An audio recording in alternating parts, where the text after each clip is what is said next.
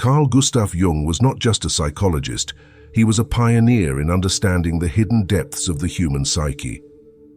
Unlike many contemporaries, he did not limit psychology to observable behaviors or rational thought. Jung saw the psyche as something alive, complex, and inseparable from the spiritual dimension of existence. He did not view spirituality as superstition or illusion, but as a fundamental expression of the human experience, deeply woven into the structure of the unconscious. Jung believed that life is not a sequence of meaningless events, but a process guided by forces beyond the ego's perception.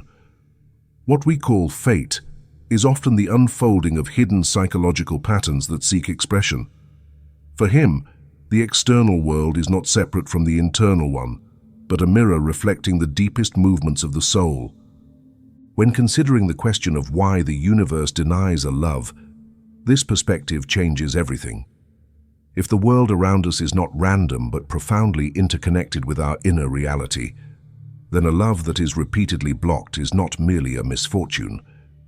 It is a phenomenon that carries meaning, a revelation that, though painful, may be essential to a larger process. There are moments when life seems to point us towards someone with a force that feels undeniable. Everything in us recognizes this person, and yet, despite the intensity of the connection, something prevents its fulfillment. Barriers arise, timing collapses, distances grow. Again and again, the same invisible force seems to push this love away. Jung did not believe in meaningless coincidences. He understood that events in the external world often reveal an unconscious movement unfolding within us. When a love is repeatedly denied, when doors close with uncanny precision, it is not just an accident, it is a pattern, and patterns are never meaningless. A love denied is never just about another person. It is an encounter with the deeper forces shaping our journey. The real question is not why is this happening, but what is this revealing? This is where synchronicity becomes essential. Jung saw certain events, especially those that defy explanation, as manifestations of an underlying order in reality. When a love is lost, and yet the signs around us seem to whisper its meaning, we must ask, what if this is not an obstacle? What if it is a message? When a love is denied, the mind searches for explanations. Was it bad timing? A mistake? A lesson? But some endings do not offer clarity. Instead, they leave behind a strange presence, as if the story refuses to fully close. The past lingers, not just in memories, but in something less tangible, a pattern of signs that seem to call attention to what was lost. Jung called this phenomenon synchronicity, the alignment of external events with internal realities in ways too precise to be dismissed as chance.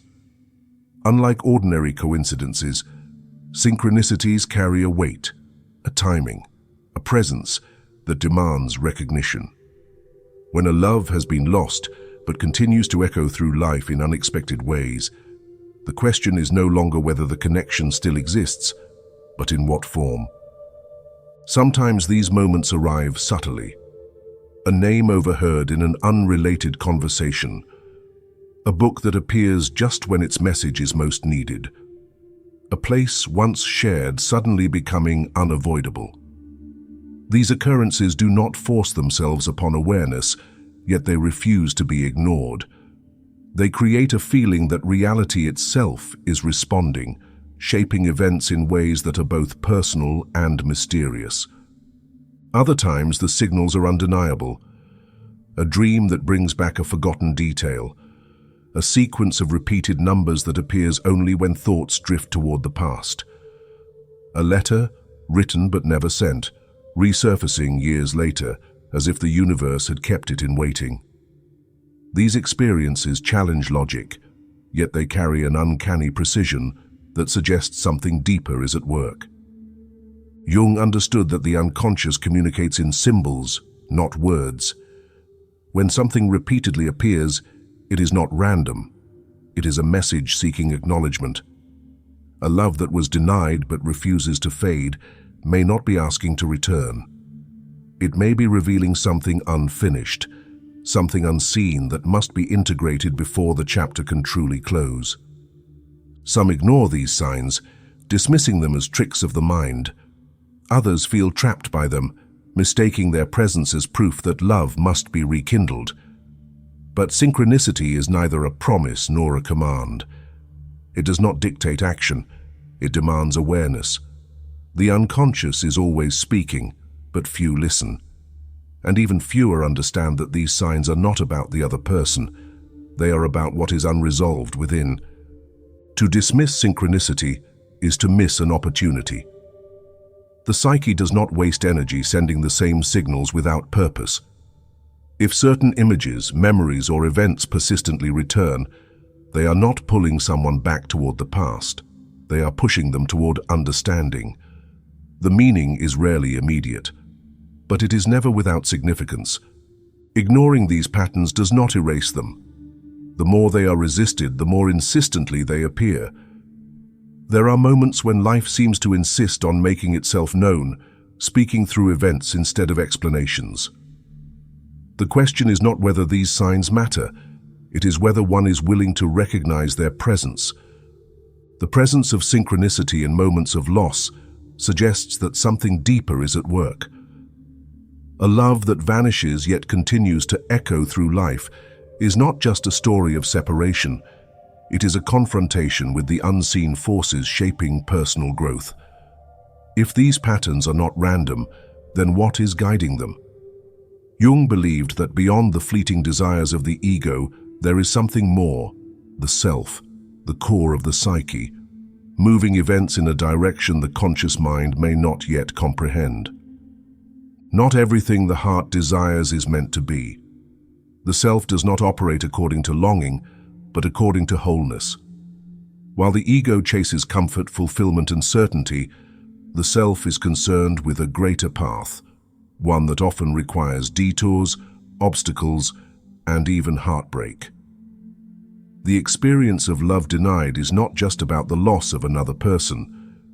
It is about the misalignment between what is consciously wanted and what is unconsciously needed.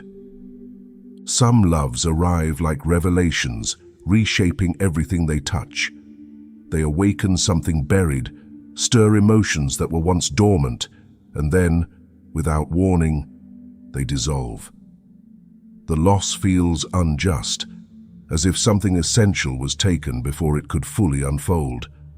But the self does not take without purpose. When a love is denied despite its depth, it is often because it would lead away from what is most necessary for individuation. There is a part of the psyche that sees beyond temporary pain. The self does not reject love arbitrarily. It redirects. What feels like loss may be protection. A love that seems to fit perfectly on the surface may, in ways unseen, pull the soul away from its true course. The conscious mind grasps for understanding, but the self speaks in a different language, not one of explanations, but of movement, shaping circumstances in ways that only later become clear. Resistance to this guidance is natural. The ego insists that what is wanted must be right. It fights against the barriers, convinced they must be overcome.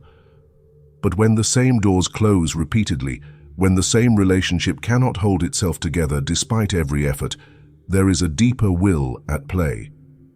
The self does not need permission to intervene.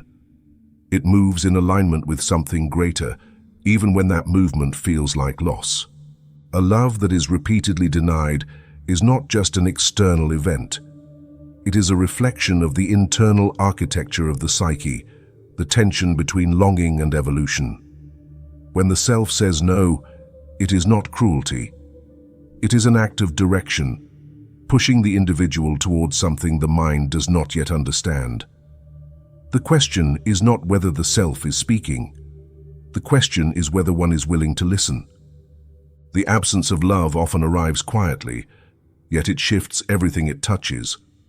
It leaves no room for preparation, no time for the mind to create defenses. One day, the love is present, filling the spaces of ordinary life with warmth.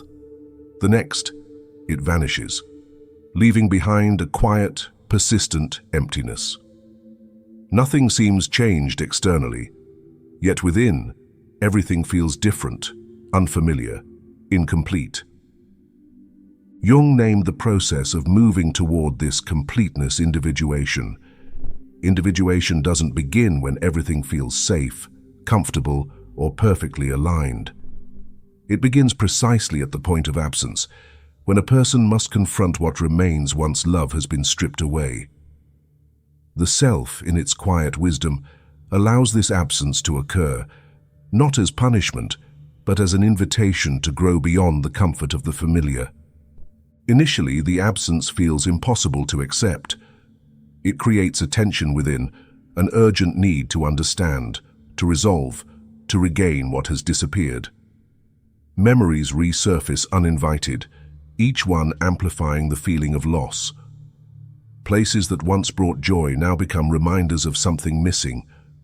Friends offer comfort, but their words cannot reach the deeper parts that remain unanswered, unresolved. Life moves on externally, but internally something refuses to progress. Individuation thrives precisely in these spaces of internal pause. Where there was once connection, now there is solitude. And in that solitude, aspects of the self that were hidden by the relationship come forward. Fears that were once softened by love suddenly seem sharper. Patterns of behavior once excused by companionship now reveal themselves fully, demanding recognition and transformation. The person one became within that love begins to shed like an old skin, making way for something raw, uncertain, yet authentically alive. It would be easier perhaps to fill the silence immediately, to move quickly toward another love, another distraction, another way to soften the discomfort. But individuation does not unfold in distraction. It unfolds through confronting the emptiness. It asks for patience and demands honesty.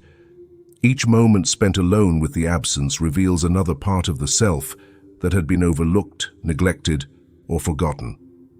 Slowly, what begins as a feeling of emptiness transforms into something else. It becomes clear that what felt like loss was, in fact, an invitation to reconnect with oneself in ways that were impossible within the comfort of love. Individuation is not the process of erasing love from memory, but the process of understanding who one is beyond it. Love denied is not merely something taken away, it is also a chance to reclaim a depth of self-knowledge that love alone could never fully offer. The path through absence requires a willingness to remain open, even when the instinct is to close. The loss of love is not easily accepted because it seems to carry with it an accusation that something within oneself was not enough. But individuation shifts this perspective. Absence does not reflect inadequacy.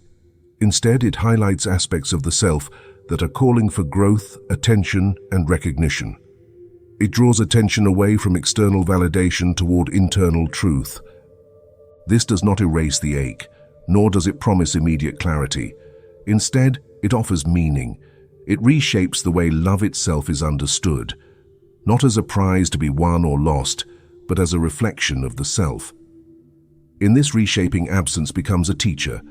The solitude once resisted slowly becomes something necessary, valuable, even sacred.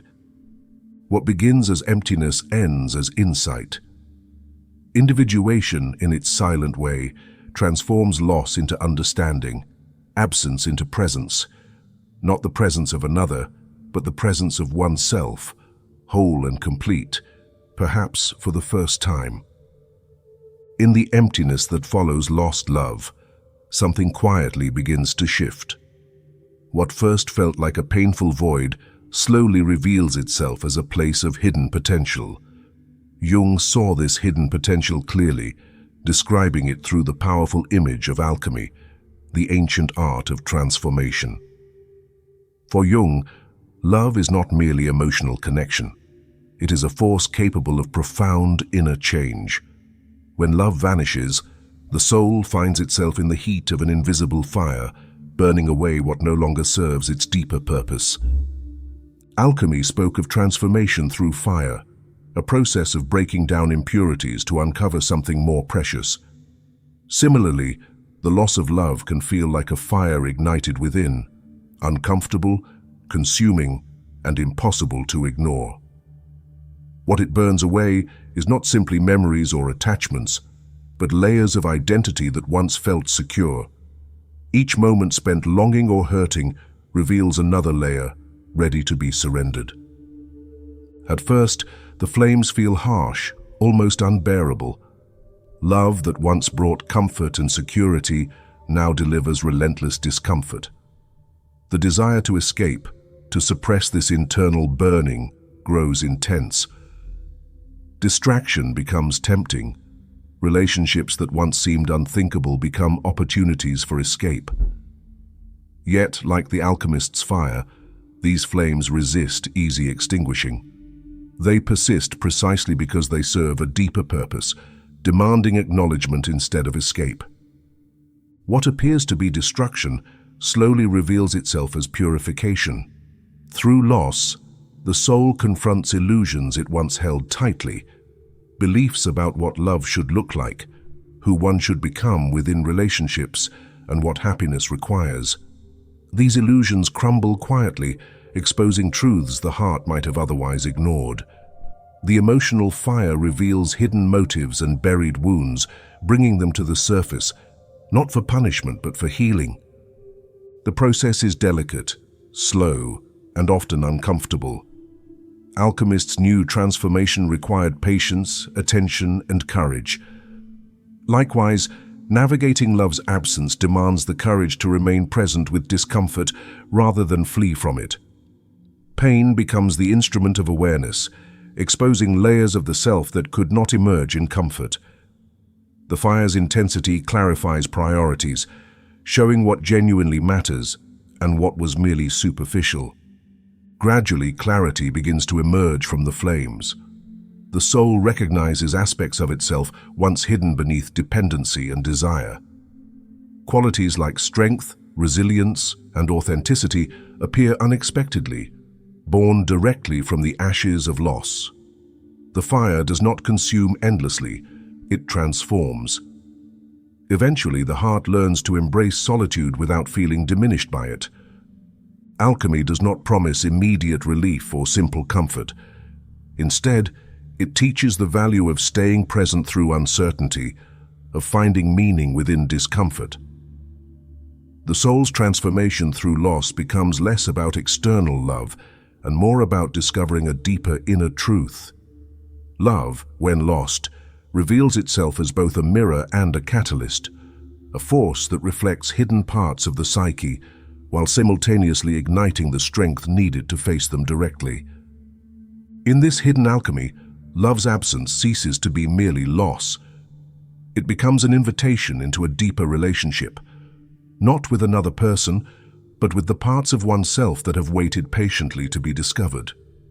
The fire of transformation does not pass without leaving its mark.